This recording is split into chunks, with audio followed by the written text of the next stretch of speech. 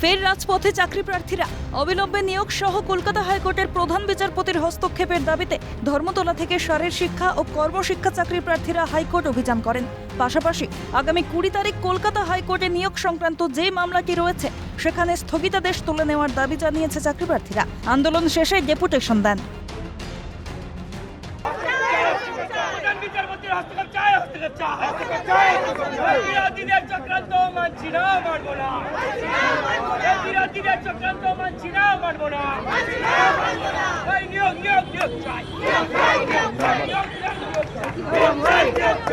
আমরা চাই 20 তারিখ, আগামী 20 তারিখ আমাদের হিয়ারিংটা রয়েছে।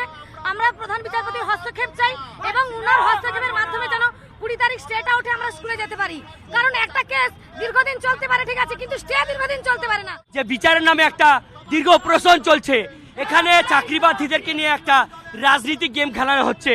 তা আমরা চাই না, আমরা রাজনীতির গেম খেলতে চাই না। আমরা চাই আমরা যোগ্য জেনুইন ক্যান্ডিডেট, আমাদের কোনো কেস নাই, কোনো সিবিআই নেই। আমরা চাই যে আমাদের নিয়োগটা দ্রুত দিয়ে আমাদের স্কুলে যাওয়ার ব্যবস্থা করুক। রেজিস্ট্রার জেনারেলের সঙ্গে কথা বলেন শারীর শিক্ষা ও কর্মশিক্ষা চাকরি প্রার্থীদের 3 জনের একটি প্রতিনিধি দল।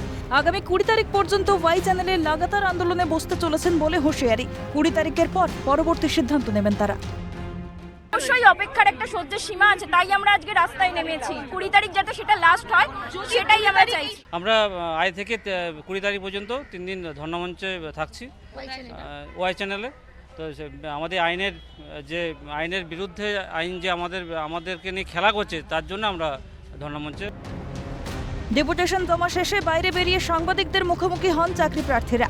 যেহেতু আজ প্রধান বিচারপতি অনুপস্থিত ছিলেন, সেই কারণে রেজিস্ট্রার জেনারেলকে তারা ডেপুটেশন জমা দেন। এই আন্দোলন সদর্থক বলে জানান চাকরি প্রার্থীরা। আগামী দিনে হাইকোর্টের রায়ে আশাবাদী তারা। রেজিস্ট্রার জেনারেল ম্যাডামের সাথে কথা হলো, আমাদের আলোচনা সদর্থক। উনি আমাদের যে বার্তা, আমাদের যে আবেদন, সেটা চিফ জাস্টিস মহাশয়ের কাছে পৌঁছে দিয়েছে। আশা রাখছি আমরা বিগত দিনে যে আমাদের হিয়ারিং হচ্ছে, সেদিনে আমরা হয়তো আশারও ফল পাবো। বিচার চলছে, চলুক। 60 বছর চলতে পারে, 50 বছর চলতে পারে, কিন্তু স্টেটা তো এরকমভাবে ফেলে রাখা সম্ভব নয় কোনোদিন। প্রধান বিচারপতির কাছে আবেদন ছিল প্রত্যেকের 1200 চাকরি প্রার্থীর পক্ষ থেকে যেন 20 তারিখ আমাদের ইন্ট্রিমাটাম যে স্টেটা রয়েছে, সেই স্টেটা যেন ভ্যাকেট হয়।